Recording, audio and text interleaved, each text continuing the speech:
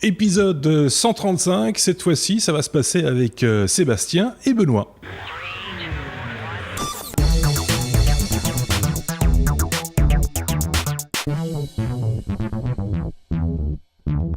Vous le savez, les épisodes hebdomadaires des Technos, bien c'est notre façon de voir l'actualité technologique chaque semaine. Cette semaine, ce sont donc nos amis Sébastien et Benoît.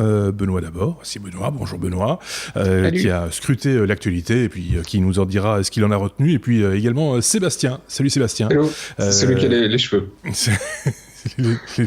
Oui, c'est vrai, parce qu'on a un autre Sébastien maintenant. Vous l'aviez remarqué peut-être, un Sébastien chauve et puis un Sébastien avec effectivement un peu de cheveux. Avec un peu de cheveux. Voilà, on attend également un deuxième Benoît, un deuxième Xavier, et puis on sera complet, je pense.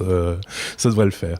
Pas de courrier des auditeurs cette semaine, non pas qu'on ait pas reçu de messages, de commentaires, etc. Ils étaient tous les bienvenus, mais je pense qu'on a répondu à tout le monde en regard de la vidéo ou du contenu dont il était question. Donc on a parlé Bitcoin, on a parlé de différents éléments de l'épisode 134, que ce soit sur informaticien.be, dis-moi si je me trompe, mais il y a eu quelques commentaires également sur... Non, même pas cette fois. Non, pas cette fois. Non, il me semblait, moi, qu'il y avait eu des commentaires. Calme. Bon, bah, c'était calme du côté d'informaticien.be. Quoi qu'il en soit, normalement, tout le monde a reçu sa petite réponse. Si c'est pas le cas, mea culpa, on essaiera de se rattraper une prochaine fois sans aucune difficulté. En tout cas, vos messages sont toujours les bienvenus, tout comme les pouces vers le haut, etc. Vous savez, plus on est de fous, hein, plus on s'amuse. On va donc directement entamer notre abécédaire. On va essayer de faire un épisode un peu plus ramassé que la semaine passée. On a un petit peu débordé, on a presque atteint 1h30. Cette fois-ci, on devrait être, entre guillemets, dans les horaires habituels, on va dire, des technos. Je dis ça pour nos amis joggers qui nous écoutent en courant et qui s'essoufflent de plus en plus. Il paraît qu'il y en a certains qui tombent même en syncope parce qu'on rallonge de plus en plus la durée de nos épisodes. On peut donc passer à notre abécédaire classique, hein, avec la lettre A comme Apple. On pourrait vous parler d'iOS 11, mais on va peut-être pas le faire. Finalement, je me tourne vers Benoît. Est-ce que tu as installé iOS 11, oui ou non ? Alors, moi, j'attends toujours un petit peu que d'autres personnes essuient les plâtres. Donc, je ne l'ai pas installé. J'ai vu deux personnes qui l'avaient installé, qui avaient l'air un peu perdues avec le nouveau clavier. Tu sais, tu as une logique maintenant, d'abord, pour que le clavier soit un peu plus accessible si t'es sur un smartphone avec un écran un peu large. Et puis, ils ont changé un peu la position de certaines touches, certaines lettres. Ils avaient l'air un petit peu perdus avec ça. Ouais. Mais sinon, globalement, non, moi, je l'ai pas installé. J'attends un petit peu. Je pense d'ailleurs, en général, il vaut mieux être un petit peu patient sur ce genre de truc. Oui, il faut pas se précipiter. C'est comme sur n'importe quelle mise à jour, hein, je serais tenté de dire. C'est plutôt sage d'attendre un tout petit peu, parce que des fois, en se précipitant, on se retrouve complètement bloqué. Surtout si c'est un outil de travail. En plus, ça peut être très, très, très embarrassant. Par contre, Benoît, je me retourne vers toi. Tu as une information concernant Apple. Apple qui maintient des mesures anti-tracking dans Safari. Exactement.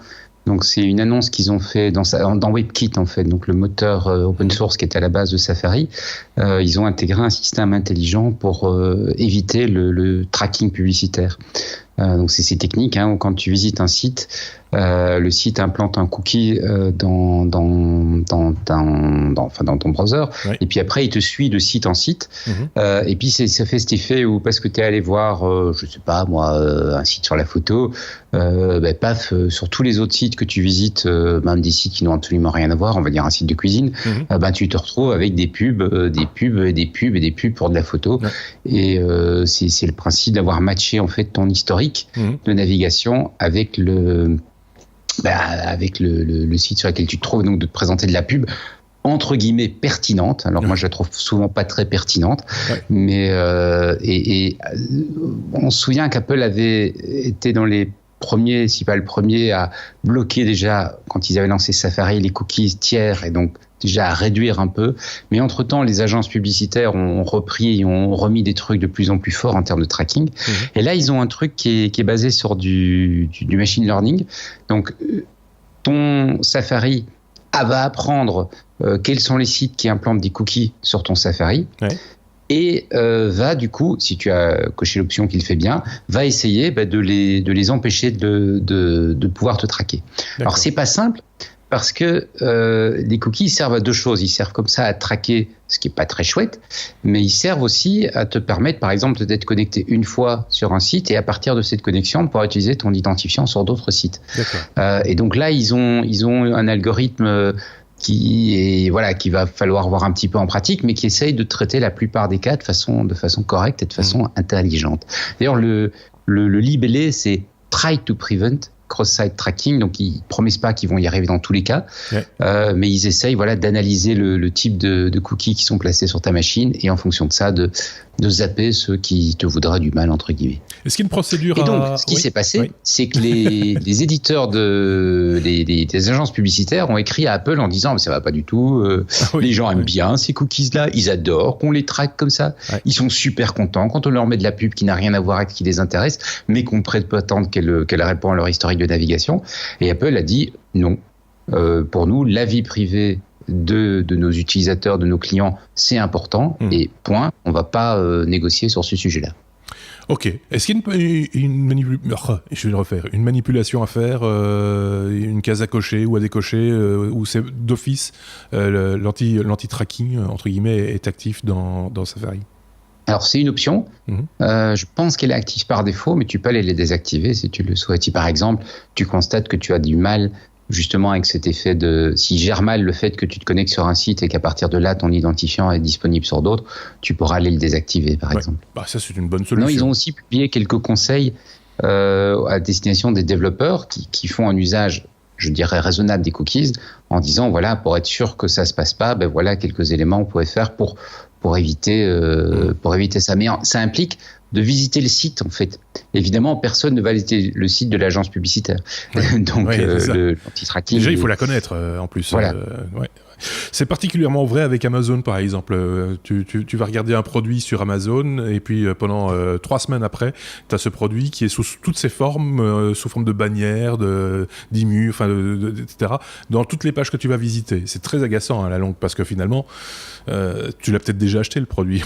Voilà, j'allais le dire. Moi, c'est pire que ça. J'achète un produit, et puis pendant 3 semaines, on me rappelle que tu veux pas l'acheter. C'est ça, voilà. Si, mais ça va, je l'ai, me suffit, quoi. Voilà, l'anti-tracking de Safari, c'est une bonne chose. On peut passer à la lettre B comme blockchain. Ah bah oui, on a un Sébastien qui parle de blockchain, l'autre Sébastien va parler de blockchain. Ça va tout simplifier, ça va être super facile pour moi, Sébastien. C'est Sébastien, notre spécialiste blockchain. Dans tous les cas, c'est vrai.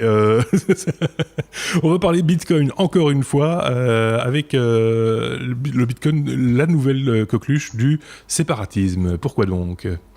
Ouais, et j'en parle effectivement parce que moi j'aime bien le côté social qui se cache derrière la techno ici, et t'as un impact assez important sur ce qui se passe en Espagne. Et donc l'Espagne, la Catalogne veut faire un référendum, pour ceux qui sont pas au courant, qui ne regardent pas le journal, au 1er octobre pour leur indépendance.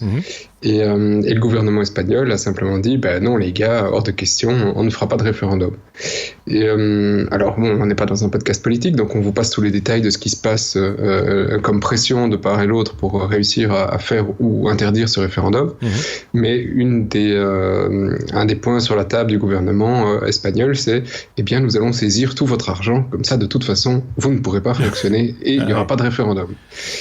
Et donc ça a été discuté par effectivement la Catalogne en disant peut-être que finalement si on n'a plus d'argent c'est pas grave, nous on va se démerder avec des bitcoins. Et donc là effectivement saisir des bitcoins c'est nettement plus compliqué que d'aller fermer un compte en banque dans une banque qui est tout à fait implantée. C'est extrêmement facile pour un gouvernement on va dire, pour aller chercher les bitcoins qui sont stockés sur le PC des administrés, c'est déjà un petit peu plus compliqué. Donc c'est un petit peu un jeu du chat et de la souris. Peut-être que le Bitcoin sera une arme de révolution pour certains pays, ou pour aider le séparatisme. Alors c'est un bien, c'est un mal, ça c'est une autre question. C'est pas à moi de trancher. Oui, c'est ça. En tout cas, ici il sera utilisé éventuellement comme arme. Entre guillemets, politique. Arme politique, ouais, c'est ça. Ou d'autodéfense, ça dépend de quel point de vue on se place, évidemment. On continue de parler de Bitcoin et de blockchain, donc forcément par voie de conséquence, avec cette solution qui a été trouvée pour miner du Bitcoin à l'insu de tout le monde, en fait. C'est un truc, il faut que tu nous expliques, c'est un petit peu particulier. C'est un petit peu particulier et donc ça a même créé un peu de débat chez nous dans l'endroit, dans le Slack, là où on partage nos sujets. Et donc en général on partage nos news et on ne fait jamais trop de commentaires. Et ici ça a créé un tout petit peu de débat quand même, dans le sens certains étaient c'est scandaleux et les Sébastien, les deux, disaient mais non c'est génial. Donc en plus on était d'accord. Ouais. Et, le principe c'est quoi? Le principe est assez simple. Donc tu prends un site web, tu fais de la publicité et puis Apple demain te dit bah non tu vas plus pouvoir faire tout ce que tu veux, j'enlève tes cookies. Bah t'es dans la merde. Donc alors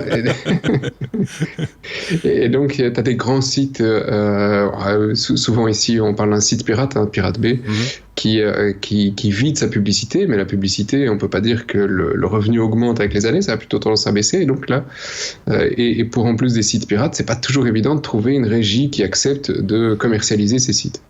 Et donc les gars ils se sont dit bah finalement il y a peut-être une autre idée pour faire de l'argent pour rentabiliser le site. Ils ont pris un fichier JavaScript qu'ils ont implémenté sur toutes les pages et ce fichier c'est du calcul sur les machines des utilisateurs pour faire du minage de Monero, parce que c'est une monnaie qui est encore assez facilement minable avec un CPU, donc tu peux utiliser du JavaScript et t'es pas trop pénalisé. Tu ne dois pas y aller trop dur. Okay, donc même en JavaScript, il y a moyen de faire un petit peu de minage de Monero par rapport à du Bitcoin, n'aurait pas été possible. Et donc les gars, pendant un week-end, ont fait un test là-dessus. Ça a fait à moitié scandale parce que les utilisateurs disaient bah, mon CPU est en train d'exploser quand je visite le site, parce qu'effectivement, le CPU chauffe un petit peu. D'un autre côté, si l'utilisateur est au courant quand il rentre sur le site, je trouve que c'est une excellente idée pour pouvoir faire de l'argent tout en se débarrassant de la publicité. Alors après, est-ce que tu acceptes quand tu visites un site que ton CPU soit mis à contribution pour que tu aies accès à ce site? Bah, je trouve pas ça mal comme fonctionnement. En tout cas, ça ouvre un débat. Oui, ça ouvre un débat. Moi, je trouve, si on prévient les gens, je pense que c'est quand même préférable de prévenir quand même, parce qu'on peut être occupé à faire autre chose sur son ordinateur quand on va sur un site, faire des choses qui nécessitent d'avoir des ressources processeurs quand même à disposition et pas de se retrouver à genoux simplement parce qu'on visite un site, par exemple. C'est des choses comme ça qu'il faut quand même en tenir compte. Donc, prévenir les gens, à la rigueur, voilà, si sur ce site, il n'y a pas de publicité, c'est parce que vous êtes en train de miner de la monnaie, de la crypto-monnaie. Pourquoi pas? Voilà. C'était pas le cas ici, les gens n'étaient pas prévenus quand même. Les gens n'étaient pas prévenus, c'était pour un test, à mon avis, pour savoir ce que ça donnait comme revenu. À la base, il faut dire que c'est pas Pirate Bay qui a inventé le concept, c'est un forum allemand qui avait du mal aussi à monétiser ses pages et qui a décidé de remplacer donc ses pubs par ce principe.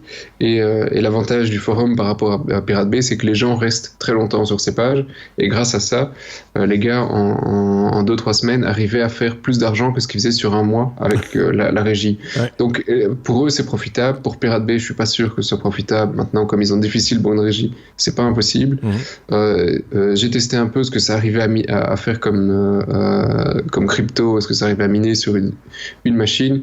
Alors, c'est pas terrible non plus, c'est pas avec ça que tu vas devenir milliardaire, ça sert à rien de mettre ça sur toutes les pages. Ça dépend évidemment du nombre de visiteurs sur la page. Voilà. Mais il en faut déjà plusieurs milliers qui restent sur le site allemand, c'est 2000 qui restent en permanence sur le site, et grâce à ça, ils arrivaient à miner pour 5-6 000 euros en 3 semaines. Donc c'est possible, c'est pas mal, mais c'est pas exceptionnel. Parce que si je prends l'exemple par exemple, au hasard comme ça, du site sur lequel tu as trouvé cette information, qui est le site Numérama, ça éviterait par exemple d'avoir un encart publicitaire qui est plus gros que le titre en question, par exemple. Ouais, c'est dégueu. Ouais. On est d'accord, c'est dégueu. Voilà, donc juste parenthèse pour ceux qui nous écoutent, sur la page en question, on l'a sous les yeux nous, il y a un pavé publicitaire pour des lessives qu'on reçoit à l'achat d'un lave-linge, qui prend un gros tiers de la page en question. C'est complètement... À ce stade-là, je suis désolé, la publicité pour moi ça devient ridicule parce que c'est complètement contre-productif à mon avis. Enfin, ce n'est que mon avis. Oui, c'est dégueu, mais c'est pas facile à remplacer. Donc voilà, c'est une tentative. Ça me semblera difficile à mettre ça chez tout le monde parce que voilà, ça rapporte pas non plus des millions d'euros, mais voilà, c'est une bonne idée. Je sais pas ce qu'en pense Benoît. C'est vrai que bon, comme tu dis, il y a une question de prévenir et mais en même temps, quand tu réfléchis, les agences publicitaires prennent aussi du CPU, de la bande passante, etc., sans franchement explicitement te demander si tu es d'accord. Et voilà, elles prennent des ressources à toi en échange de. C'est un autre deal, donc il faut peut-être le temps qu'on s'y habitue. Je pense qu'effectivement, il y a peut-être des éléments de. Voilà, que ce soit clair, qu'on se rende compte de ce à quoi on s'engage. Ça posera peut-être des questions, genre tiens, mais si j'ai une grosse bécane, est-ce que j'ai un meilleur accès au site ? Si j'ai une petite bécane, est-ce que du coup j'ai des fonctions qui seraient annulées ? Et puis on m'a cité, mais j'ai une grosse bécane, pourquoi je les visite ? C'est pas faux. Ouais. Mais, ouais, non, a priori, ça. De toute façon, si tu réfléchis, la pub, c'est ça, hein, tu monétises de l'attention, du temps de ta bande passante, etc.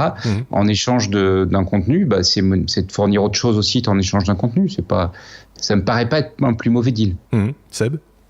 Oui, alors tu te dis, est-ce que si j'ai un plus gros CPU, je peux avoir plus de fonctionnalités ? Oui, en fait, le script qui est derrière, c'est donc la boîte allemande, c'est CoinHive, coin-hive.com, je pense, ou .org. Et les gars proposent donc le fait de mesurer ce que tu as miné, et donc suivant ce que l'utilisateur a miné, de pouvoir lui donner des crédits pour quelque chose sur ton site. Donc tu pourrais dire, par exemple, arriver sur un site de médias et dire quand tu auras miné suffisamment, tu auras droit à l'article gratuitement, entre guillemets, tu auras droit à l'accès à l'article. Donc c'est possible à faire, on peut le calculer, donc ça c'est une bonne chose. Et ils ont décliné le produit sous une autre forme dont on parle pas aujourd'hui, mais qui est pas mal non plus, c'est des liens de redirection. Donc tu cliques, tu mets un lien court, et pour avoir droit au lien complet, eh bien, tu dois attendre le temps d'avoir miné ce que tu veux. Donc là, ici, c'est sur le lien, c'est basique, mais le script est là pour pouvoir faire un proof of work. Donc si tu as miné suffisamment de coins, eh ben, tu as droit à ta récompense. Bah, c'est plutôt pas mal, je trouve, en fin de compte. c'est en tout cas beaucoup plus honnête que d'autres solutions qui sont beaucoup plus invasives.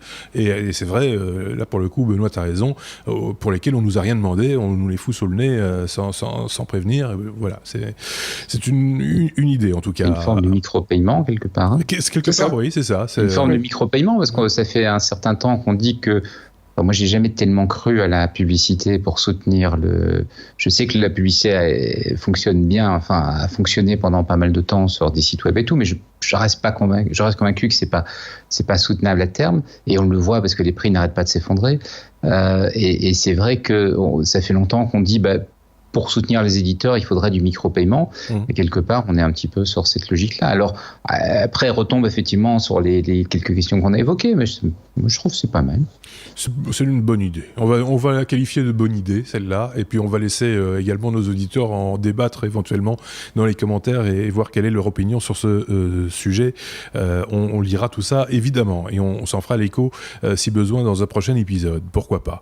On passe à la lettre P comme Polaroid, un nom qui revient comme ça un petit peu du passé, depuis quelques temps maintenant, il faut bien le reconnaître. Les Polaroid, on se rappelle, c'était des appareils photo instantanés, hein, Benoît, je dis pas de bêtises. Hein.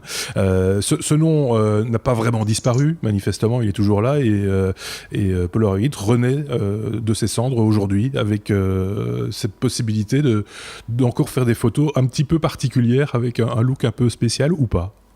Exactement, donc Polar revient avec sous une nouvelle un petit peu marque qui s'appelle Polaroid Original. Polaroid Originals, et l'idée c'est de proposer un appareil, un nouvel appareil Polaroid. Alors aujourd'hui, les gens qui font des photos Polaroid, ils utilisent des appareils qui ont 20 ans, 30 ans, des boîtiers de l'histoire de Polaroid, puisque Polaroid n'en fabrique plus depuis longtemps. Et donc là, c'est le retour de la marque, et je vais expliquer ce qu'il y a derrière dans un instant. C'est le retour de la marque sur le marché avec un appareil photo, de nouveaux films.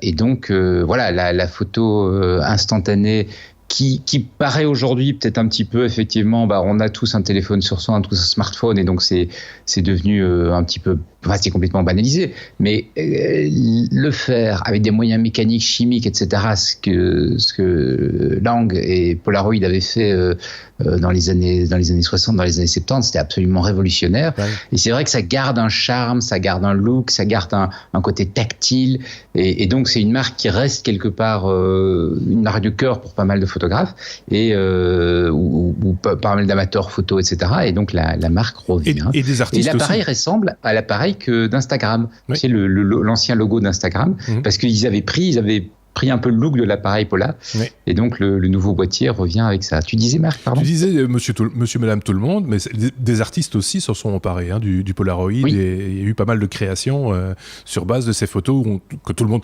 si vous avez un doute, c'est des photos avec un bord blanc et il y a un bord plus large que les autres, parce que c'est dans ce bord que se trouvaient les produits développants. Hein. En gros, c'est ça. Tout à fait, c'est exactement ça. Et alors l'histoire du retour de Pola est un petit peu... Pola revient, Pola est un petit peu intéressante. En fait, Lang avait inventé la photographie instantanée. Et puis il a voulu faire un truc qui soit vraiment bien fini, un produit vraiment chouette, un produit, tu vois, design, bien fait, bien fini, etc. Ce qui, à l'époque, il devait le faire avec des moyens chimiques, mécaniques, etc. Il n'y avait pas d'électronique, il n'y avait pas... Et donc, il a inventé le Polaroid que tu évoques, le carré avec le petit bac de développeur en dessous, qui était beaucoup plus simple que les premières générations chimiques. Et ça a coûté une fortune à développer. Mais vraiment une fortune. Donc la boîte s'est endettée à mort, et puis elle a eu du mal parce qu'elle avait cette énorme dette derrière elle, et ses ventes étaient ce qu'elles étaient, mais c'était quand même pas c'est pas comme le smartphone aujourd'hui, quoi. Tout le monde n'avait pas son Polaroid. Et quand le numérique est arrivé, qui proposait un autre instantané, la marque, elle a été un petit peu mal, elle a fait faillite. Et après la faillite, il y a un projet qui s'est lancé, des Impossible Project, qui visait à relancer les films. On a déjà parlé ici. Oui. Et donc ils ont relancé les films, ils ont relancé la production dans l'usine en Hollande. Le truc a bien marché. Les films sont franchement pas encore de la qualité des Polaroid de la belle époque, mais voilà, le truc a avancé et le projet a avancé. Et il y a quelques mois, Impossible a annoncé qu'ils avaient racheté la marque Polaroid. D'accord. Et donc ils ont remis les deux ensemble, débarrassés de la dette. Ouais. Puisque la dette, forcément, elle a été perdue dans la faillite de Polaroid. Ouais.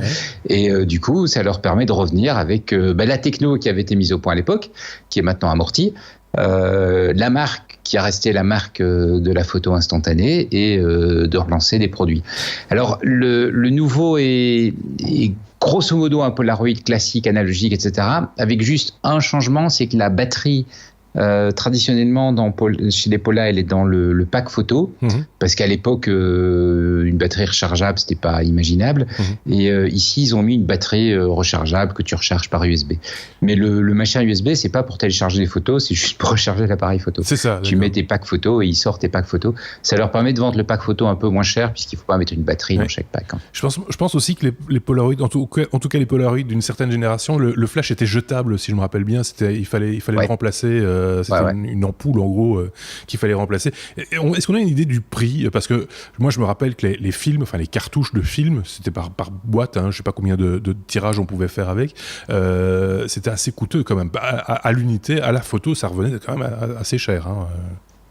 Ouais, donc l'appareil, le boîtier va être à 120 €, et les films, donc les films spéciaux pour ce boîtier-là, qui ne seront pas compatibles avec les autres boîtiers Polaroid, seront à 16 €.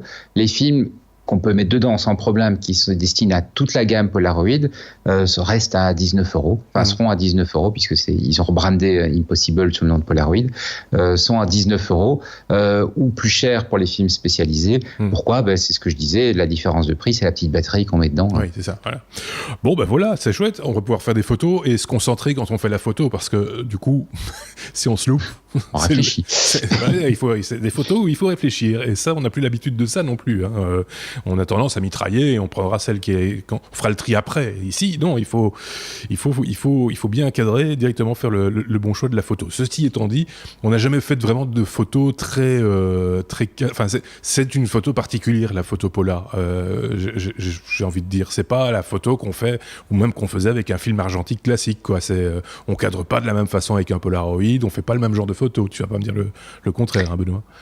Oui et non, parce qu'attention, ce qu'on voit aujourd'hui aujourd'hui, il faut pas regarder le Polaroid tel qu'il est aujourd'hui, parce que le Pola aujourd'hui, c'est des films, soit des vieux films, donc qui sont plus du tout d'une bonne qualité, soit les films Possible qui commencent à revenir au niveau de la qualité des Polaroid, mais qui gardent quand même des tendances à virer, etc., qui sont pas géniales. Un peu au jaune, mais le Polaroid de la grande époque, ça faisait des images qui étaient comparables aux films photos de l'époque. Alors, les couleurs étaient un peu plus peps, parce que on aimait bien les couleurs plus peps à l'époque, mais on était comparable en termes de qualité d'image à un Kodachrome ou autre. Par contre, c'est vrai que Pola n'a quasiment pas sorti de boîtier vraiment entre guillemets professionnel, et donc il n'y avait pas beaucoup de réglages, et donc comme c'est des boîtiers tout automatiques, c'était des photos comme on fait avec ce genre de boîtier. Mais il y a des photographes qui travaillaient avec des chambres Pola, donc des grands appareils dans des studios, etc., et qui font des trucs qui sont merveilleux.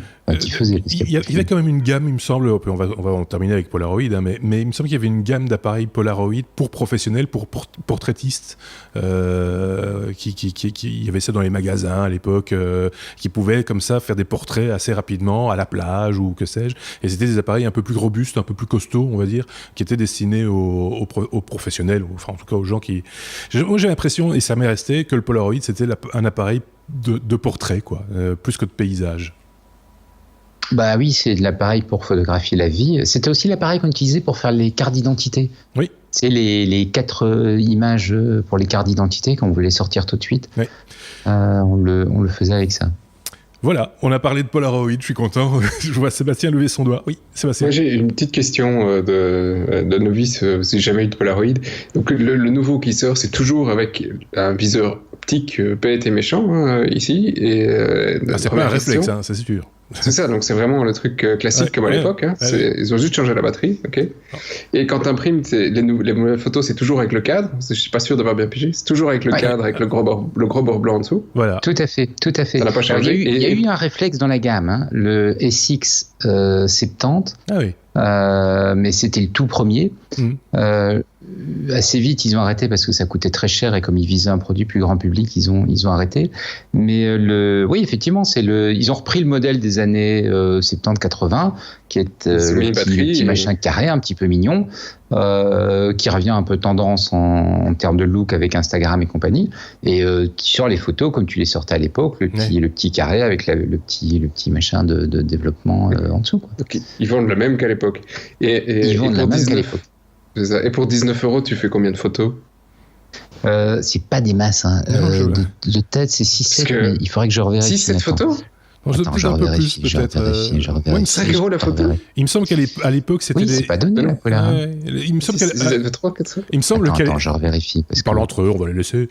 Il me semble qu'à l'époque, c'était par 12 tirages ou 16 tirages. Hein. C'était un chiffre un peu particulier, un peu bizarre. Ça fait cher la photo. Hein.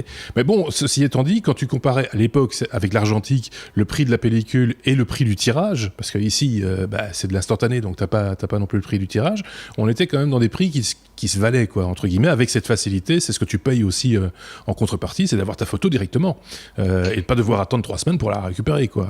Oui, non, mais moi j'aurais trouvé ça génial pour taper à des enfants, pour apprendre à faire la photo, tu vois, et il sort le papier mais à 5 € la photo ou 3-4 € la photo. Non, pas 5 €, 2 €. Hein, tu as 8 photos pour 16 €. Voilà. 2 € la photo, quand même. Mais c'est quand même pas la même chose. 5, c'était 200% là. C'est pour apprendre la valeur des choses aux enfants. C'est très très bien. Non, mais sans rire, c'est vrai. À un moment donné, il y a peut-être une démarche à avoir aussi de ce côté-là. Dire attention, les enfants, ce que vous faites, c'est coûte de l'argent à papa. Tu vois la voiture qui est là. Si tu fais 100 photos, j'ai plus de voiture. Ou en tout cas, elle roule plus. C'est un peu extrême quand même. C'est un peu extrême, mais bon, voilà. Mais à mon avis, c'est aussi un objet pour se faire plaisir et pour aussi avoir peut-être une démarche artistique. Je sais pas. Mais en tout cas, c'est vraiment une nouvelle sympathique, je trouve, le retour de Polaroid. Polaroid qui avait été aussi associé à une marque de lunettes, hein, à un moment donné. C'était les lunettes de soleil. C'était la marque Polaroid aussi, si je dis pas de bêtises. Le nom vient de là, hein, parce qu'en fait, la marque au début, avant de faire de la photo, c'était d'abord des lunettes. Ce qu'ils faisaient, c'était les verres polarisés. C'est ça. Et les lunettes Polaroid, c'est des lunettes polarisées, c'est-à-dire que les lumières, tu as moins les effets de réflexion sur l'eau, etc. Donc tu vas être moins ébloui. Oui. Alors, on a parlé, je vais juste faire une parenthèse parce que ça m'est arrivé cette semaine. On a parlé carte d'identité à un moment donné, on a parlé photo instantanée. Il y a un truc quand même qu'on pourrait faire évoluer dans cette société, c'est justement les changements de carte d'identité. Enfin, en Belgique, on a la carte d'identité électronique. Je sais pas comment ça se passe en France, mais nous, quand on va pour changer sa carte d'identité, on vient avec une photo, dans un format qui est le format classique, entre guillemets. Enfin, c'est tout ça est formaté, c'est le même format que pour les passeports, etc. Et donc on va d'abord faire une photo chez un photographe qui nous sort un tirage en 8 exemplaires et qui nous fait payer ça cher et vilain. On prend les photos, on va à l'hôtel de ville, enfin chez nous on appelle ça la maison communale, avec notre jolie petite photo. Là on la scanne pour la mettre et puis on vous la rend. Et est-ce qu'il n'y aurait pas moyen d'installer des appareils photo genre Polaroid, mais digitaux, pour le coup, directement dans les maisons communales, dans les préfectures, etc., pour faire directement la photo, pour la mettre sur la carte d'identité, plutôt que de passer par toute cette chaîne complètement ridicule et qui coûte des sous. Benoît, réponse. Tu vas pas te faire des amis, toi. La vente de carte d'identité, des photos cartes d'identité, c'est un gros marché. Et il y a quelques années en France, l'administration s'était dit exactement la même chose que toi. On éviterait tous les problèmes de gens qui arrivent et qui n'ont pas leurs photos. Ah oui. Quelque part, on améliorerait la qualité du service au client parce que ça lui éviterait d'avoir à passer à 2 endroits, etc. Levée de bouclier de la profession. J'ai pas été souvent en désaccord je suis pas souvent en désaccord avec les photographes professionnels, mais là pour le coup, je pense qu'ils ont et en même temps, je comprends parce que c'est une grosse partie de leur chiffre d'affaires. Mais ça met vraiment c'est vraiment pas être au service du client, je trouve, parce que je suis d'accord avec toi, la démarche de devoir faire la file 2 fois, collecter ce truc qui sert à rien, si ce n'est à avoir sa carte d'identité, elle est pas super chouette. Ouais. Mais par contre, c'est une grosse source de revenus pour les magasins. J'en doute pas, mais bon. Et donc ils sont montés au créneau et ils ont obtenu parce qu'il y a eu un temps, c'était le cas. Hein, donc les mairies allaient faire les photos en France et les photographes et photomatons. Surtout photomatons d'ailleurs, sont montés, en termes de financement, ils avaient plus de moyens, sont montés au créneau et ont obtenu l'arrêt de la loi. Quoi. À un moment donné, on peut évoluer aussi. Tu avais d'ailleurs toi-même partagé un article, je pense, il n'y a pas tellement longtemps, sur les bullshit jobs. C'est ces métiers qui sont un peu dépassés, désuets, et dont on n'a plus grand-chose à faire parce que la technologie les a remplacés. Peut-être qu'on peut occuper ces gens à faire des choses plus intéressantes que ça. En l'occurrence, ici, on numérise ton image pour l'imprimer sur un papier, et tu vas avec le papier pour qu'on la renumérise pour la mettre dans l'ordinateur. Et, excuse-moi, mais là, il y a une étape qui... je vais passer la parole à Sébastien parce que lui aussi il joue avec les cartes d'identité. Peut-être qu'il a une opinion là-dessus. Non, c'est la même opinion que Benoît. Le problème, c'est le business. Tu regardes en Belgique, ça fait 2 millions de tirages de portraits par an. 2 millions. Donc si tu fais ça à 10 €, je sais pas combien t'as fait payer ton photographe. 8 €. Ça fait 20 millions d'euros. Non, 12 € pour 8 photos. Voilà, plus de 20 millions d'euros. Oui. Donc, 20 millions d'euros, ça fait vivre beaucoup de petits commerçants. Petite correction, ça va diminuer quand même parce que maintenant, les cartes d'identité, quand on te les sort, c'est pour 10 ans. Donc, jusqu'à présent, c'était 5 ans, mais la durée de vie, maintenant, ça va être 10 ans. Donc, le chiffre d'affaires va encore diminuer. Divisé par 2. Voilà, ça, c'est bien vu. Il y a 2 ans, quand j'ai demandé mon passeport pour aller en Inde, parce que je suis allé en Inde pour le boulot il y a quelques années, tu reçois un document de l'ambassade te disant, voilà, vous devez avoir une photo d'un format spécifique qui n'est pas le même que tous les autres. Et alors, vous devez arriver avec ça, mais il y a une machine là où vous allez demander votre passeport qui sera capable de faire la fameuse photo. Donc, mais attention, c'est assez cher, c'est 15 € ou 20 €, un truc comme ça. Donc, t'arrives c'est pas l'ambassade, c'est un bureau séparé, mais peu importe, t'arrives là-bas avec tes sous, tu fais ta photo. Tu fais le truc, et puis tu en parles avec un photographe du coin qui dit « Ah, mais on a tous sur nos boîtiers la capacité de switcher vers ce format-là. Ah oui. Donc, j'aurais pu te la faire pour la moitié du prix. » Donc, les Indiens sont astucieux. Enfin, tu vois qu'il y a vraiment un business autour de la photo d'identité. J'imagine bien. Il me semble qu'aux États-Unis, parce que là, il n'y a pas de carte d'identité, mais en général, pour la photo et sur le permis de conduire, ils font les photos au moment où on fait votre permis de conduire, ils les font sur place, quoi. Hein. Donc, c'est quand vous allez en prison aussi, on fait la photo sur place. On ne vous demande pas de venir avec une photo. Mais n'importe quel, hors des cartes d'identité pour la raison qu'on vient d'évoquer, plein d'endroits où on met ta photo maintenant qu'on ne mettait pas avant, sur les cartes, les badges d'accès d'entreprise, etc. Très souvent, maintenant, tu as ta photo. Sur des cartes des business cards, très souvent, maintenant, on met les photos. Oui. Tous ces trucs-là, les entreprises se sont équipées de la petite machine qui permet de faire la photo et qui va bien. et ces photos sont ni meilleures ni moins bonnes que les photos d'identité, parce qu'en plus, c'est la photo d'identité, il y a même... Enfin, je veux pas être méchant, mais c'est vraiment du presse-bouton. L'éclairage, il est régi par les conditions d'éclairage sont régies par ce que la loi dit. Ouais. Le cadrage est régi par ce que la loi dit. La pose de la personne, elle est régie par ce que la loi dit. Aucune créativité là-dedans. Il sait rien faire, si ce n'est avoir réglé ses machines une fois et puis appuyer sur les boutons. Hein. Moi, juste la personne qui a fait la manipulation, et là de nouveau, merci le numérique, parce que c'est même plus un talent de photographe à ce niveau-là. Je vous ai retiré quelques rides. Merci madame. C'est bien gentil de votre part, mais voilà, c'est une espèce de petit Photoshop qui sont sur leur machine, et puis vas-y, enfin voilà, c'est mon petit coup de gueule de la semaine. Je suis désolé, mais j'en profite que Benoît est avec nous et qu'on parle photo pour le placer. On va continuer notre abécédaire quand même. On reste à la lettre P, toujours comme photo si vous le voulez, mais également comme Profoto. Benoît, Profoto lance le premier flash hybride Cobra Studio, et ça je pense que c'est une news qui est apparue, une annonce qui est apparue à l'occasion de l'IBC, qui est la grand-messe broadcast en Hollande, enfin en tout cas pour toute l'Europe, qui se tenait il y a quelques jours encore ces temps-ci. Et on en reparlera tout à l'heure de l'IBC. Alors Profoto, c'est une marque de flash de studio. Donc c'est les gros flashs avec lesquels, quand on voit des séances photo avec des mannequins, des trucs pareils, c'est ce genre de flash-là qu'on utilise. Et donc c'est des gros flashs assez encombrants qui ont l'avantage de pouvoir on peut façonner la lumière, c'est-à-dire qu'on peut prendre la lumière brute que le flash produit, et puis il y a énormément d'accessoires qu'on va pouvoir mettre pour obtenir une lumière plus douce, plus dure, plus typée comme ceci, plus orientée comme cela, etc. Et qui va permettre vraiment de construire son image avec un éclairage très très typé. Mais traditionnellement, c'est des machins qui sont dans un studio, et donc c'est quand même assez gros et encombrant. Puis il y a quelques années, on les a fait plus petits, et puis il y a encore quelques années, on a monté des batteries à côté, et donc on pouvait commencer à les emmener avec soi. Et puis maintenant, ils viennent de lancer un flash, mettre ce qu'ils appellent être un flash de studio dans un Cobra. Donc le Cobra, c'est le flash qu'on met sur son boîtier, compatible Canon et Nikon.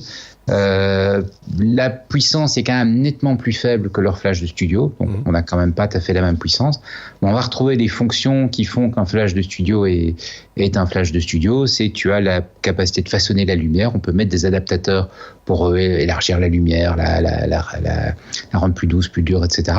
Et tu as une lampe pilote, comme on appelle ça, c'est-à-dire une lampe qui éclaire avant que le flash se lance et qui permet au photographe de voir comment la lumière va être une fois qu'il prendra la photo. D'accord. Ça, c'est bien. Qui sont des choses qu'on n'a pas sur un flash Cobra traditionnel. Parce que Par contre, le prix est légèrement élevé, c'est un petit millier d'euros. Quand même, oui. C'est, pour un flash, c'est ce genre de tarif. Le particulier n'achète pas des accessoires aussi coûteux. J'ai l'impression que le particulier très averti, qui aime beaucoup la photo, va plutôt investir dans un bon boîtier, des bons objectifs, plutôt que dans un flash, j'ai l'impression. Ou alors, je me trompe complètement, et il y a des amateurs très avertis qui font de la photo, type photo de mode, avec mannequin, etc., avec des modèles à la maison. C'est possible. Ouais. Et puis, t'as le marché avec Club Photo. Le club s'équipe et puis on se partage le matériel en fonction des besoins. Beaucoup de clubs photo sont équipés d'un ensemble de flash de studio, parce que voilà, c'est le flash de studio. À une époque, c'était l'imprimante, à une époque, c'était le labo photo. Puis après, c'était l'imprimante photo de belle qualité, les scanners, etc. Et le petit studio équipé qu'on va utiliser quand on est au club, ou qu'on peut ramener chez soi et puis qu'on rapporte. Enfin, ça dépend des modalités. Donc, ce genre de produit pour l'amateur, dans ce contexte là, ça a beaucoup de sens.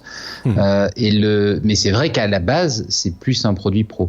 Ceci étant, quand tu regardes, il y a un site il y a quelques années qui s'appelait Strobist, qui a popularisé l'idée de faire des photos avec des éclairages très contrôlés, comme on a habituellement en mode, mais de les faire en se baladant, donc avec plutôt des flash Cobra. Et il y a une espèce de guerre ou de course chez les photographes pour essayer d'avoir un flash portable mais assez puissant avec des fonctions, etc. Et Profoto est la première marque qui répond avec un produit qui est vraiment typé pour ça, quoi. On parlera encore des annonces de l'IBC, tu le disais, d'ici quelques minutes, parce qu'il y a eu d'autres choses également, même si c'est un salon professionnel, il y a des fois des choses qui peuvent intéresser aussi les particuliers, en tout cas ceux qui sont très avertis ou très intéressés. Voilà. On poursuit avec notre abécédaire avec la lettre S comme sécurité, et là c'est Seb qui va s'y coller, hein. C'est un petit peu un de ses marottes, la sécurité, il faut bien le dire. Et déjà il nous avertit en disant que demain nous serons tous hackés. Saqué, pas saqué, hacké, je veux dire, c'est ça, Seb. Et oui. Merci. Et en fait, j'aime bien, c'est que pour une fois, la petite dame, elle dit à chaque fois qu'on a cette discussion au boulot, je dis toujours plus ou moins la même chose. C'est quand on a ça en réunion, avec un client qui dit « Vous êtes bien sécurisé ?» Bah oui, mais c'est toujours une question d'effort versus le monsieur qui est en face de toi. Oui, c'est ça. Et ici, on a la petite dame qui est quand même l'Information Security Manager de Google, donc c'est pas la plus petite boîte et c'est pas le plus petit poste. Donc Heather Atkins, une petite dame bien sympathique, qui nous dit c'est simple, nous sommes tous piratables. Il n'y en a pas un seul qui ne peut pas l'être, hein, sauf celui qui a un PC qui est dans un bunker à 10 mètres sous-sol et qui n'est pas connecté à quoi que ce soit. Et encore, il y a peut-être encore moyen. Elle dit donc, la question est comment est-ce que vous allez pouvoir réagir le jour où vous serez piraté. Et on parle d'entreprise ici, avec vol de données, etc. On ne parle pas de monsieur tout le monde ou à qui on a volé ses photos de vacances. Là, on s'en fout un peu. Ouais. Mais ici, dans le contexte entreprise, c'est tout le monde sera piraté. Comment est-ce que vous allez pouvoir réagir? Est-ce que votre plan de catastrophe est prévu? Et comment est-ce que vous avez réussi à minimiser les possibilités d'utilisation de vos données si quelqu'un arrive à les dérober? Donc voilà, ça c'est un peu une mise en garde et elle a fait tout un discours dessus. Voilà, je trouve ça assez amusant que quelqu'un d'aussi haut placé dise aussi de toute façon la sécurité absolue n'existe pas. Et demain, une des possibilités de se faire hacker, ça passera peut-être, ou peut-être déjà d'ailleurs, par le Bluetooth. Oui, mais je rétropédale, je vais quand même juste faire une mise en garde. C'est pas parce que la sécurité absolue n'existe pas qu'il ne faut pas se protéger. Oui, Madame dit aussi, surtout, il faut mettre beaucoup d'efforts pour. Hein, oui, évidemment. Le but n'était pas de dire laissez-vous faire. C'est ça. Tendez la joue droite. J'ai entendu ça quelque part. Soit, voilà. Le Bluetooth. Et donc le Bluetooth, là, c'est une firme qui vient de faire une grosse annonce en disant on a trouvé en faisant quelques recherches 8 failles de sécurité importantes dans le Bluetooth. C'est une petite startup qui s'appelle Armis et qui a fait la démonstration en vidéo avec un téléphone Android en faisant en moins de 2 minutes ils arrivaient à contrôler le téléphone pour faire des photos, pour récupérer les fichiers, pour faire un peu tout ce qu'ils voulaient. Donc les failles sont là, sont existantes, sont pas encore patchées et ça concerne absolument tout le monde, hein. On parle pas juste de téléphone Android, mais c'est la même chose sur les Windows Phone, c'est la même chose sur iOS, c'est la même chose sur tout. Donc le truc est de base sur tout ce qui concerne du Bluetooth et la seule solution aujourd'hui c'est de désactiver le Bluetooth. Ça c'est bien. Donc... c'est comme l'ordinateur, si tu l'éteins, il n'y a plus de problème. C'est, en gros, c'est et ça. Encore, tu vas le mettre dans un bunker avant de l'éteindre. Oui, c'est ça. Voilà. C'est quand même une solution de... Enfin, est-ce qu'on peut se satisfaire de ce genre de solution? C'est la question qu'on peut se poser. En attendant les patchs, si tu as des données importantes, je pense que c'est pas une mauvaise idée de désactiver le Bluetooth. De toute façon, si tu n'en as pas besoin en permanence, malheureusement, il y a plein de trucs pour lesquels maintenant on en a besoin en permanence, genre pour les montres, pour le téléphone dans la bagnole, pour plein de choses on en a besoin. Si tu peux t'en passer, sinon coupe-le. Oui, c'est ça, c'est un peu ça l'idée. Voilà.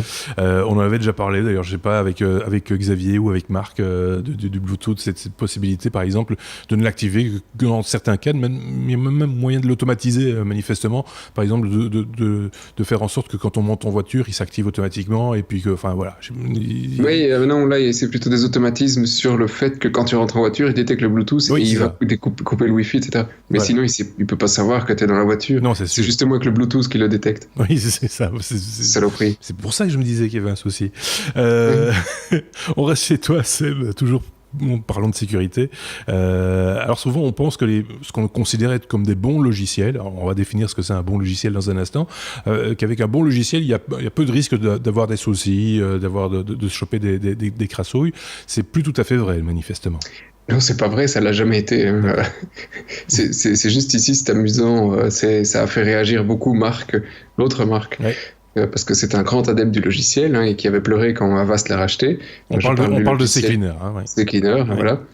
Et qui a eu, lors d'une mise à jour, un malencontreux petit intrus qui s'est embarqué avec la mise à jour et qui était un petit logiciel malveillant. Donc un petit trojan avec CCleaner. C'est pas génial.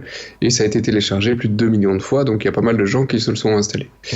Donc mea culpa, mise à jour, suppression du truc, etc. C'est juste que, effectivement, on ne peut pas faire confiance à quoi que ce soit. Il y a déjà eu même des problèmes dans des distributions Linux, dans des mises à jour de paquets, où des gens avaient réussi à rentrer dans les serveurs des repositories pour pouvoir aller mettre des trojans dans les mises à jour. Donc t'es jamais réellement à l'abri, comme on le disait dans le premier sujet sécurité. Voilà, pirater, un jour tu le seras. Faut voir comment tu réagiras. Ouais, et bien effectivement, ici, CCleaner l'a été. Ce qui est amusant pour un logiciel qui fait du clean, parce que c'est pas un antivirus, mais ça a été racheté par une firme d'antivirus, donc c'est assez drôle. C'est drôle, mais en même temps, c'est très décevant, quelque part, parce que c'est quand même une application, on en avait parlé d'ailleurs cet été dans un de nos séries où on répondait à différentes questions. On avait parlé de CCleaner. On avait dit que c'était quand même une bonne piste pour cleaner sa machine, pour garder sa machine dans un bon état. Manifestement, on est obligé de revenir là-dessus en disant peut-être pas tout à fait. C'était un numéro de l'été ? Oui.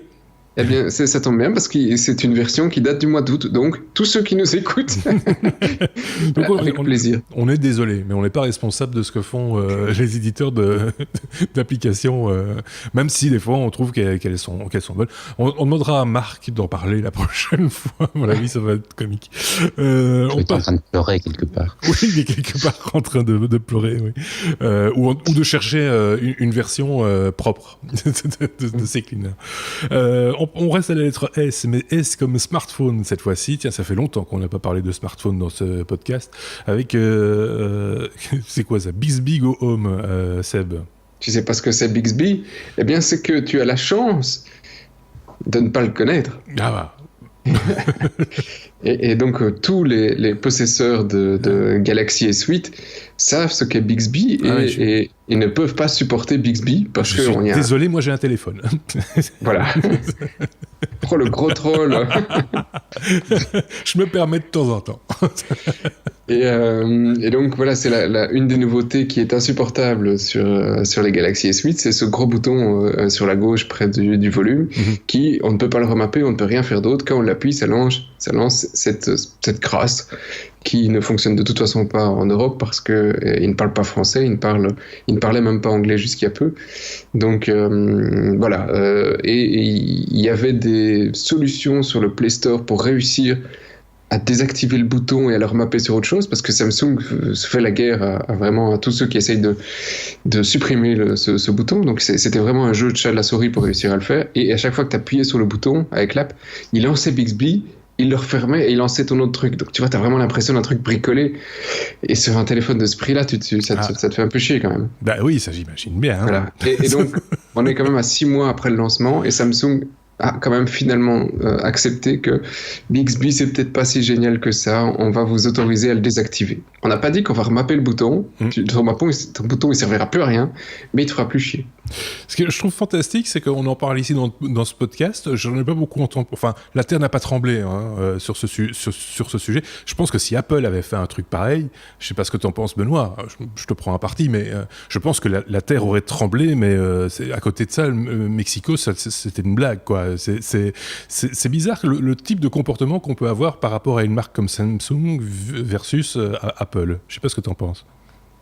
Quand tu achètes du matériel Apple, tu t'habitues au fait qu'il y a une série de gens jaloux qui n'arrêtent pas de remonter les petits détails. Je suppose quand tu as des produits d'un autre type de fabricant, tu n'as pas l'habitude. Et puis, de toute façon, même si ces mecs-là qui font leur troll, ils vont pas se troller entre eux. Quoi. Salut Sébastien, ça va ? Écoute, déjà que nous avons un deuxième fanboy maintenant dans l'équipe, je vais vous annoncer la fin de ma collaboration avec ce podcast. Mais en plus, vous êtes deux aussi avec Marc. Parce que, oui, mais il y a 3 fanboys. Il y a toi, il y a Benoît et il y a l'autre Sébastien, mais on est mal barré. Moi, je suis utilisateur. Heureusement, il y a Xavier. Moi, j'utilise ce qui est bien. Heureusement, il y a Xavier, Marc et moi. Voilà. Bruno aussi, c'est un fan d'Apple. Il n'y a pas de fanboy. Il y a des trolls, et puis il y a des utilisateurs. Et alors, les trolls aiment bien inventer des faux noms, c'est tout. Voilà. Il y a juste des gens contents. Moi, mais je suis désolé, enfin, je ne suis d'aucun parti pris. J'ai eu des appareils Android dont j'ai été très très content avant de passer à un iPhone dont je suis très content aujourd'hui, mais peut-être que le prochain ce sera de nouveau un autre phone ou autre chose qui sortira. Moi, j'aime bien essayer des choses. Voilà, c'est surtout ça. Mais c'est assez amusant de se mettre un peu dans la peau du troll de temps en temps et de voir les réactions. Soit. On passe à la suite. On reste toujours à la lettre S comme smartphone, Sébastien, pour parler d'HTC qui est racheté partiellement par une petite société californienne qui s'appellerait Google. Voilà. Et bien voilà. Merci. Et c'est tombé assez chaud aujourd'hui. C'est assez court. En fait, il n'y a pas encore grand-chose. Hein. À part le prix, peut-être. À part le prix, donc Google a racheté, mais alors pas tout HTC, vraiment une toute partie. C'est ça qui est assez surprenant, hein. C'est qu'il a racheté pour 1,1 milliard de dollars. Donc voilà, quelques broutilles. Pas grand-chose. L'équipe des gars qui ont fait le Pixel, le Google Pixel, mais pas le 2, parce que le 2 c'est chez LG, hein, donc le Google Pixel 1. Donc juste ça, donc les gars qui sont derrière, et le fait de pouvoir utiliser tous les brevets d'HTC, mais de manière non exclusive. Donc HTC continue à pouvoir le faire. Donc c'est pas grand chose au final. Ils ont récupéré une équipe et l'utilisation de brevets, ça leur coûte un peu plus d'1 milliard. Donc je trouve que c'est vachement bien payé. HTC doit être très très très content. C'est un super bon deal. Même si maintenant effectivement Google pourra les concurrencer sur ce domaine, mais comme HTC n'est pas non plus la boîte qui arrive à faire le plus de pognon, les actionnaires d'HTC doivent être extrêmement contents. À ce propos, petite parenthèse, Google va annoncer durant le mois d'octobre, le 4 octobre, de nouveaux produits, entre autres des nouveaux smartphones, mais aussi apparemment, d'après les bruits qui courent, un Google Home Mini qui devrait tourner aux alentours des $500. Affaire à suivre. $500 $50, pardon, j'ai dit ça, 50. Oui. Non, mais c'est ça, un maxi à ce moment-là. Donc voilà, affaire à suivre, on en reparlera certainement à cette occasion. S comme smartphone, c'est fait. S comme sécurité, c'est fait aussi. S comme Sony, ça fait longtemps qu'on n'a pas parlé de Sony. On va profiter de la présence de Benoît pour parler d'une nouvelle petite caméra. Une nouvelle petite caméra annoncée à l'IBC, c'est le RX0. Et c'est un petit boîtier amusant que Sony vient de lancer, qui ressemble un petit peu à une GoPro. Donc extérieurement et sur certaines caractéristiques, on est sur de la caméra d'action, avec donc la taille d'abord. Hein, il est grosso modo de la taille d'un GoPro, un tout petit peu plus petit. Il est étanche. Tu peux le laisser tomber, il va pas casser. Tu peux essayer de marcher dessus, il va pas casser. Donc tu as les caractéristiques un petit peu d'une action cam, mais avec un capteur beaucoup plus grand que ce qu'on va trouver habituellement, c'est un capteur 1 pouce. Donc mine de rien, la miniaturisation elle est quand même forte. Avec donc une qualité d'image photo qui devrait être nettement meilleure. Ils vont également proposer des boîtiers, etc. pour les gens qui veulent, parce que bon, il est étanche, mais jusqu'à 10 mètres, donc si tu veux plonger vraiment loin, il y a autre chose. Le capteur est également avec un système d'obturateur extrêmement rapide, et ça c'est important parce que quand tu fais du mouvement, avec un capteur classique, tu vas avoir un effet de fantôme qui est pas très très joli, et ils éliminent ce genre d'effet, un effet de mou comme ça, les lignes droites ne restent pas droites et courbent un petit peu. Je vais pas rentrer dans les détails du pourquoi, mais ils ont un obturateur qui évite ce genre de problème. Et donc a priori, voilà, c'est un concurrent de la GoPro pour un petit millier d'euros. Si ce n'est quand on creuse un tout petit peu, c'est clair qu'on peut l'utiliser comme une action cam. Mais je pense que GoPro va quand même conserver peut-être quelques éléments en sa faveur, notamment parce que en matière de stabilisation, le capteur est assez gros, mais il n'est pas stabilisé. Donc ce qui veut dire que si on le prend pour faire un sport d'action, etc., ça va peut-être être un petit peu moins efficace. Mais par contre, Sony a beaucoup travaillé sur la connexion sans fil. Et donc, des solutions pour pouvoir dire, je prends 2-3 de ces boîtiers-là, je les place et je fais du multicam, ce qui est une autre manière de faire de l'action quelque part. C'est-à-dire que au lieu de le monter nécessairement sur le casque, ce qu'on peut faire, mais avec une image qui sera peut-être un petit peu bougeant beaucoup, je vais mettre 3-4 caméras autour de la zone de sport et je vais pouvoir filmer comme ça, les caméras se synchronisent. ce qui est plutôt chouette. Parce que non seulement ça fait de la photo, c'est vrai que je l'ai pas dit, j'aurais peut-être dû démarrer par là. Non seulement ça fait de la photo, mais il est aussi capable de faire de la vidéo en 4K. Mais il n'enregistre pas. On enregistre en externe. Il faut mettre un petit enregistreur extérieur. Comme les Atomos et compagnie dont on a déjà parlé ici. Mais ça peut monter jusqu'à 100 images par seconde, je me suis laissé dire. Tu peux faire effectivement des ralentis importants. Ouais, c'est ça. Donc on est effectivement sur un produit qui se destine à de l'image d'action, quoi. Même si il a la résistance et tout pour être monté, mais je le vois plus dans des setups où on va l'installer autour. C'est ça. On va en mettre quelques-unes, on va les installer autour et ça va être sympa. D'autant que d'après ce que j'ai pu voir, matériel semi-pro voire professionnel, hein, on peut le dire aussi, aidant, il y a toute une série d'accessoires. J'ai vu par exemple une cagette, il faut dire que c'est une cagette, porte-accessoires qui est d'emblée proposée par Sony. En général, c'est des choses qui viennent plus tard. Je sais qu'il y a des fabricants qui en font pour des GoPro, pour des appareils un petit peu plus classiques. Ici, c'est Sony qui le propose en tant qu'accessoire directement, donc ça veut dire qu'il y a moyen d'accessoiriser l'objet, rajouter peut-être un micro, une lampe, que sais-je. Donc voilà, c'est plutôt bien pensé. Un flash pro photo. Par exemple. Non, mais justement, donc c'est bien l'idée d'avoir un système et pas le boîtier entre guillemets tout seul, mais vraiment quelque chose qui va s'inscrire dans un système un petit peu plus large pour faire l'image. Alors professionnel certainement, mais peut-être aussi des clubs de sport où on va pouvoir analyser le mouvement d'un athlète à l'entraînement, ou peut-être des familles qui vont. Je me souviens il y a quelques années dans une démo Canon comme ça.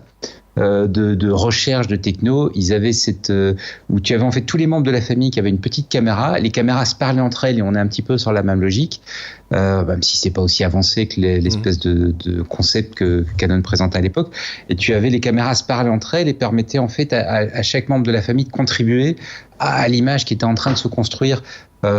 C'était des enfants qui jouent, quoi, mais je veux dire, tu as les caméras se synchronisaient, parlaient, s'échangeaient, se passaient la main, etc. Et on voit que Sony essaie un petit peu de réaliser ce genre de choses quelque part. Ok, voilà. Oui, Seb. Oui, j'aime bien le concept pour un club de sport, pour une famille, d'en avoir 3-4, mais à 1 000 € la webcam, la petite cam. On l'a dit, hein, on a dit que c'était du matériel pro, hein, c'est pas. Oui. Autant mettre 3-4 000 balles, quoi. Oui, c'est un prix très très inférieur à ce que tu peux avoir d'habitude. Si on prend par exemple, tu parlais de Canon, il y a eu quelques annonces Canon aussi, hein, Benoît, dis-moi si je me trompe, il me semble qu'ils ont montré la fameuse C200 qui était très attendu par les professionnels, qui est vraiment une caméra. Mais là on n'est pas sur les mêmes sortes de prix. Voilà, c'est ça. Mais c'est pour répondre à Sébastien, en l'occurrence. Oui, mais un club de sport va jamais savoir acheter ça. Non, mais voilà. Ça dépend quel club, hein, et les écoles et compagnie, ça dépend. Tu serais parfois surpris de voir les. Alors, ça va dépendre où. Oui, c'est ça. Un club de sport de photo. Non, mais c'est oui, peut-être aussi. Ou un club photo de sport. On peut le voir dans tous les sens. Quand tu vois, par exemple, aux États-Unis, l'investissement qui est fait dans les écoles en matériel vidéo, par exemple, de captation vidéo pour filmer les matchs de basket, etc., et les diffuser sur Internet, on est dans cet ordre de prix-là, hein, dans cet esprit-là. D'ailleurs, il y a une marque qu'on aime bien, on affectionne particulièrement avec Benoît, qui est Blackmagic Design, qui a construit sa réputation et qui fait du volume de vente sur ce type de cible-là. C'est des églises, par exemple, aux États-Unis, des congrégations qui ont leur propre chaîne de télévision, entre guillemets, web, et qui a un véritable studio vidéo avec des caméras professionnelles ou semi-professionnelles et qui réalisent des programmes toutes les semaines et qui ont des budgets qui avoisinent les 10 000, 12 000 euros sans grande difficulté. Donc voilà, chacun voit un petit peu, c'est peut-être pas chez nous, en Belgique, au coin de la rue, à Molenbeek, où on va faire peut-être ce genre de choses, par exemple. C'est discriminatoire. C'est discriminatoire, je suis d'accord avec toi, mais voilà, chacun n'a pas le même budget. C'est malheureux, on aimerait bien, mais c'est pas le cas. Voilà, bref, je sais pas si j'ai répondu à la question, et correctement. Benoît, tu me dis si je me trompe ou pas, mais voilà.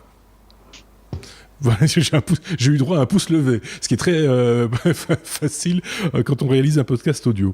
On passe à la lettre V, comme on reste chez toi, Benoît, pour parler de quoi donc? Vélotaf. De quoi s'agit-il? Vélotaf, c'est le vélo pour le boulot. Ah bah oui. Et donc, parce qu'il y a eu 2 annonces. Alors, il y en a une qui n'est pas toute nouvelle, parce que je me souviens qu'elle est arrivée juste après qu'on ait enregistré notre épisode de l'été. Ça m'a un petit peu fait râler d'ailleurs, parce que si je l'avais su, je l'aurais inclus dans l'épisode. C'est Brompton qui a annoncé son vélo électrique. Alors, Brompton, c'est une marque de vélo pliant qui marche fort. C'est pas le premier fabricant de vélos pliants en volume, mais c'est le vélo un peu emblématique du vélo urbain qu'on a avec soi, qu'on emporte dans le train, dans le bus, etc., qu'on déplie à l'arrivée et puis qu'on fait les derniers 3-4 kilomètres. Et ça fait un bail qui nous annonce l'arrivée d'un vélo électrique, et ça y est, il a été annoncé à la commercialisation pendant l'été, au début du mois d'août, uniquement en Grande-Bretagne dans un premier temps. Et la boîte a travaillé avec Williams, les gens qui font les Formule 1 là, et qui ont fait les batteries, donc Formule 1, mais aussi les batteries, le système électrique des Formule E. Ah oui. Et donc ils ont, comme ils le disent, miniaturisé la technologie Williams pour qu'elle rentre dans la roue, dans le moyeu de la roue avant du Brompton, et aussi légèrement rendu le truc industrialisable, parce que les produits Williams sont pas destinés à être vendus au grand public, donc on n'en fait pas des masses, alors qu'eux font plutôt une production de grand public. Il y a quelques idées assez astucieuses. Le système de pliage est celui d'un Brompton, ça se décrit pas, mais je parie que vous en avez tous vu un au moins une fois. Ce sont ces vélos où les 2 roues sont l'une à côté de l'autre et qui se replient très très fort. Et ils ont une idée assez astucieuse, c'est que la batterie est dans un sac. Quand tu vas accrocher le sac sur ton guidon, ça connecte la batterie. Et puis tu le décroches et le vélo fonctionne toujours très bien. Ils ont d'ailleurs prêté beaucoup de soin à ce que le moteur n'entraîne pas un ralentissement quand il n'est pas alimenté, donc que tu puisses pédaler sans moteur. Ça veut dire aussi que tu peux, par exemple, laisser la batterie, la prendre avec toi pour la recharger dans ton bureau. Tu redescends le soir, paf, tu remets ta batterie et tu pars. Et donc voilà, je voulais quand même en parler. Ça va être prix de départ 2600 livres. Quand même, oui. Parce que si en livre. Oui, mais avec le Brexit, la livre baisse. C'est ça. Ça va, ça dépend du club de sport. Non, ça c'est pour aller travailler. C'est pour aller travailler. Quand tu travailles, tu as de l'argent, tu peux t'acheter le vélo. Mais par contre, tu peux plus filmer. Mais il va falloir qu'on prenne un autre accent. On va faire un podcast spécial pour Huc. Tu sais, tu compares ça au prix d'une voiture, c'est pas cher. Non, c'est le tiers du prix d'une petite voiture. Ah oui, bon, évidemment. Tu n'as déjà pas pu payer la voiture vu que vous avez un téléphone Apple. On peut pas tout avoir. Il faut faire des choix à un moment ou à un autre.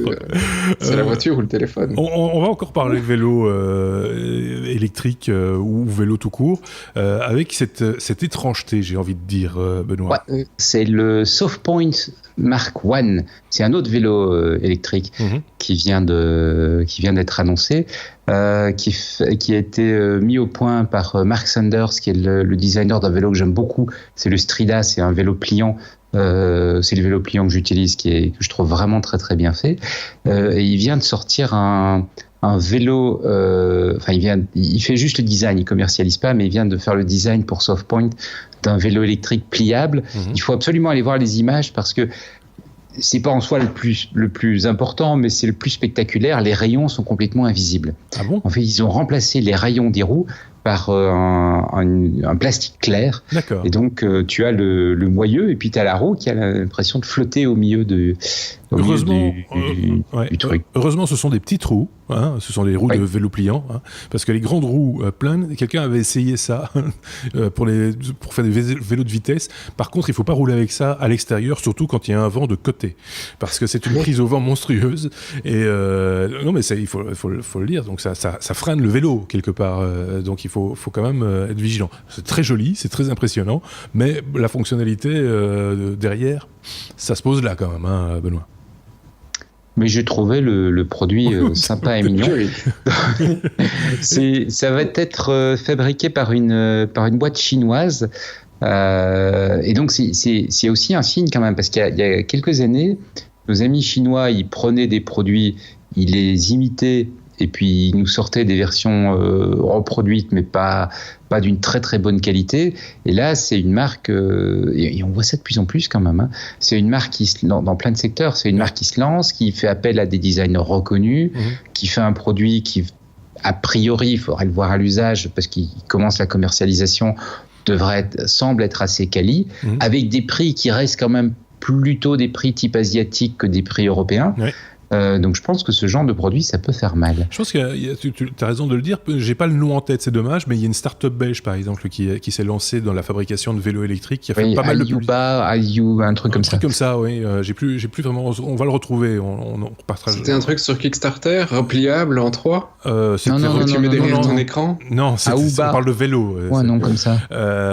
C'est vraiment bien, enfin c'était un bel objet en plus, qui était bien pensé, donc, parce que évidemment, quand on parle vélo pliable, on peut imaginer toutes les solutions possibles et imaginables. Je veux dire, c'est Aouga. Aouga, c'est ça. Aouga. Et je trouvais ça plutôt pas mal. Il fallait le signaler au passage. Et je pense qu'il y a des petites boîtes comme ça qui sont en train de se fonder sur un produit qui est le vélo. Et je trouve ça plutôt rigolo aussi, avec des spécificités à chaque fois. Après, chacun voit un petit peu le budget qu'il a et ce qu'il a envie comme vélo aussi. Ça, c'est chacun qui voit ce qui l'intéresse le plus. On achève tout doucement ce 135e épisode déjà des Technos avec la lettre W. Cette semaine, il y a une lettre W. Sébastien nous a trouvé un what the fuck. Sébastien, tu vas nous parler de quoi donc ? De Tinder, non ? C'est ça ? De Tinder. Et je vais rendre à César ce qui est à César. Je ne l'ai pas trouvé, je l'ai volé chez Marc. Ah, ça c'est bien. C'est Marc qui me l'a trouvé. L'autre Marc. et Marc apparemment était très intéressé d'y mettre le doigt sur Tinder. Ouais. Puisque c'est un petit truc qu'il a trouvé sur Kickstarter et qui en fait est un doigt sur port micro USB. Ouais. Et je pense que c'est juste micro USB ou USB-C, voilà, mais ce n'est pas pour les utilisateurs Apple, c'est uniquement pour les utilisateurs Android. Et donc ce petit doigt, tu le mets sur ton port sur ton port micro USB et tu lances Tinder et il va swiper pour toi pendant tout le temps que tu veux. Ce que j'aime beaucoup, je fais juste une petite parenthèse, c'est un peu private joke, c'est que il attribue à l'autre marque une info que moi j'ai communiquée. Ah merde. Donc on finit par se tromper nous-mêmes dans l'équipe. Alors là, j'avais un doute. Tiens, Marc l'avait publié avant moi. Non, c'est voilà, c'est juste pour la petite histoire. Mais Marc. Non, c'est voilà, c'est Seb ou Marc. Tu fais bien de rectifier parce que Marc étant marié, on ne sait jamais. On a peut-être évité le drame. Effectivement, oui. Et donc voilà, c'est con. Alors au moment où on n'avait pas regardé la news du truc, c'était pas encore fundé. Maintenant c'est fundé. Maintenant ils ne cherchaient que 2000 livres, ils en sont à 3000. Donc il y a 260 gars qui ont payé pour le truc. C'est une vingtaine de livres, c'est pas extraordinaire, mais je ne participerai pas à ce projet. Bon, ben voilà, c'était le what the fuck. Il y en avait un autre possible, je le retrouve pas. C'est la petite blague qu'a fait les réalisateurs de South Park aux États-Unis en introduisant les phrases clés qui permettaient de déclencher Google Home et de passer des commandes et des choses comme ça, aussi chez Amazon, à la voix évidemment. Donc moi c'est un rêve que j'avais, c'était dans une salle de concert et d'entendre le chanteur faire un OK Google pour voir comment ça réagissait dans la salle. Eux l'ont fait en plus grande échelle encore à la télévision à une heure de grande écoute. Je trouvais ça plutôt rigolo. Donc voilà, mais je retrouve pas les informations exactes. Il y a plein de petits fichiers vidéo qui circulent parce que les gens évidemment ont filmé avec leur smartphone la réaction de leurs appareils connectés pour voir comment ils réagissaient. C'est assez. C'est un hack de première ligne. C'est exceptionnel. Ouais, c'est assez bien foutu. Et avec ça, il y a apparemment un chercheur en sécurité qui a dit, je ne sais plus si on en a parlé ici, qu'en fait les assistants écoutaient sur toute la plage de fréquence et qu'en donnant des ordres sur une plage de fréquence très aiguë à laquelle la plupart d'entre nous on n'entend plus, en fait à genre 18 ans tu n'entends plus les aigus très forts, il y a que les adolescents et les jeunes enfants qui l'entendent. Eh bien tu pouvais donner des ordres sans que les gens se rendent compte que tu on en avait parlé avec Xavier dans un épisode précédent, effectivement. C'était voilà, donc c'est des objets hackables. Si je puis dire. Merci beaucoup Benoît d'avoir participé à ce 135e épisode. On se retrouvera sur un petit mois, quelque chose comme ça. Il reste des choses à dire à ce moment-là. Et puis Sébastien, merci également. À très bientôt aussi. À très bientôt à vous. N'oubliez pas de vous abonner, de les pouces vers le haut s'il s'agit de YouTube. S'il s'agit de iTunes, vous pouvez faire des commentaires également. Je sais qu'on a moins l'habitude de ça, mais de temps en temps on va jeter un petit coup d'œil pour voir s'il y a des commentaires. Il est possible de faire des commentaires commentaires sur iTunes et sur les autres plateformes de podcast également, mais là on peut pas tout voir non plus.